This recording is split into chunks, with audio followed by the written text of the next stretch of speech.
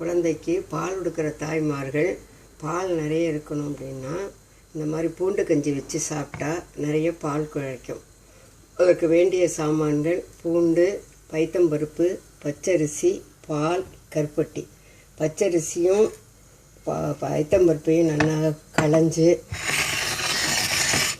தண்ணி நல்லா வேக விட்டு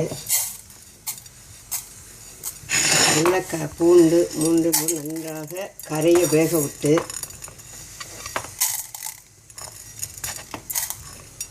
கலம்பிட்டு கடாயில்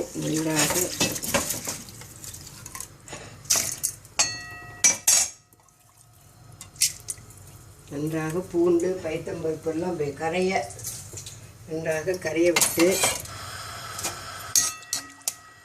நல்லா கரைந்து வெந்தவுடன் ஒரு டம்ளர் பால் விட்டு